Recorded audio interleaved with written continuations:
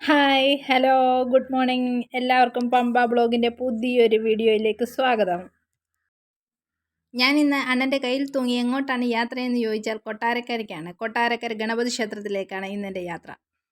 തലേന്നേ എന്നോട് പറഞ്ഞായിരുന്നു വെളുപ്പിന് 4 മണിക്ക് വീട്ടിൽ നിന്ന് പുറപ്പെടണമെന്ന്. എല്ലാ കാര്യത്തിനും കറക്റ്റ് സമയം പാലിക്കുന്നത് കൊണ്ട് തന്നെ ഞാൻ വെളുപ്പിന് 5:30 റെഡിയായപ്പോൾ. അത്രയും നേരത്തെ വീട്ടിൽ നിന്ന് ഇറങ്ങിയത് കൊണ്ട് തന്നെ ഞാൻ പല കാര്യങ്ങളും എടുക്കാൻ മറന്നുപോയി. അങ്ങനെ ഒരു 6:45 ഞങ്ങൾ പത്തനംതിട്ട എത്തി. പത്തനംതിട്ടയിൽ കടകളൊക്കെ തുറന്നു വരുന്നതേ ഉണ്ടായിരുന്നുള്ളൂ. അപ്പോഴത്തേനും ഞങ്ങൾ അങ്ങ് എത്തുകയും ചെയ്തു. പത്തനംതിട്ട ടൗണിൽ തന്നെ വലിയൊരു പള്ളിയുണ്ട്. ആ പള്ളിയിൽ കയറി പ്രാർത്ഥിക്കണമെന്ന് എനിക്ക് അതിയായ ആഗ്രഹമുണ്ട്. ഞാൻ പറഞ്ഞില്ലേ ഒരു വലിയ പള്ളിയുണ്ടെന്ന്. ഈ കാണുന്നതാണ് ആ വലിയ പള്ളി. എന്നെപ്പോലെ ഈ പള്ളിയിൽ കയറി പ്രാർത്ഥിക്കണമെന്ന് ആഗ്രഹമുള്ളവരുണ്ടെങ്കിൽ കമൻറ്റ് ചെയ്യണേ. അങ്ങനെ ഞങ്ങൾ പത്തനംതിട്ട ടൗണിൽ നിന്ന് അടൂർ റൂട്ടിലേക്ക് തിരിഞ്ഞു. 9:30 ആയപ്പോഴത്തേന് ഞങ്ങൾ കൊട്ടാരക്കര ഗണപതി ക്ഷേത്രത്തിലെത്തി. ഈ കാണുന്നതാണ് ക്ഷേത്രത്തിൻ്റെ മുൻവശം. അങ്ങനെ ഞങ്ങൾ ക്ഷേത്ര കവാടത്തിലൂടെ അകത്തേക്ക് കടന്നു. ഈ കാണുന്നതാണ് ഞങ്ങളുടെ മാമൻ. ക്ഷേത്രത്തിൽ ചെന്നപ്പോഴേ ഞങ്ങൾ ഉണ്ണിയപ്പത്തിനുള്ള ടോക്കൺ അങ്ങെടുത്തു.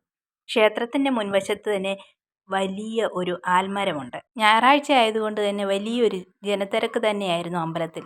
തിരക്കായതുകൊണ്ട് തന്നെ ഞാൻ അമ്പലത്തിനകത്തെ അധികം വീഡിയോ എടുത്തില്ല. പിന്നെ ഞാൻ ഇറങ്ങി നേരെ പോയത് ക്ഷേത്രക്കുളത്തിലേക്കാണ്. എത്ര നേരം നോക്കി നിന്നാലും സമയം പോകുന്നത് നമുക്കറിയത്തില്ല. അതുപോലെ മീനുകളാണ് ക്ഷേത്രക്കുളത്തിലുള്ളത്. നമുക്ക് കണ്ടാലും മതി വരില്ല. ചെറിയൊരു ഹോട്ടലിൽ കയറി ദോശയും സാമ്പാറും കഴിച്ചിട്ട് യാത്ര തുടർന്നു.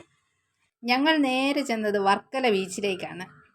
നല്ല ഫ്രഷ് മീനിരിക്കുന്നത് കണ്ട് ഞാൻ ആസ്വദിച്ച് നോക്കി നിന്നപ്പോട്ട് അതിൻ്റെ വിലയൊന്ന് ചോദിച്ചപ്പോഴേ എൻ്റെ കണ്ണ് രണ്ടും തള്ളിപ്പോയി. നമുക്കിനി ബീച്ചിലെ അതിമനോഹരമായ കാഴ്ചകളൊക്കെ കാണാം.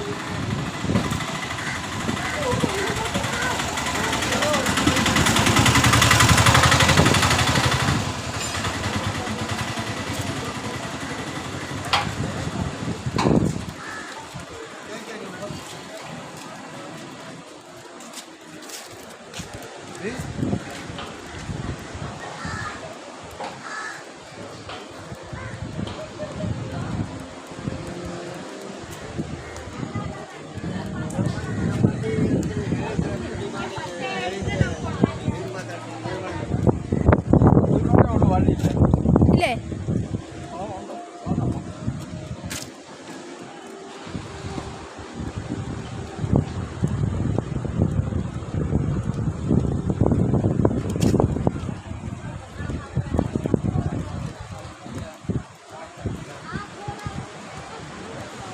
ടാറ്റു സെറ്റ് വാ.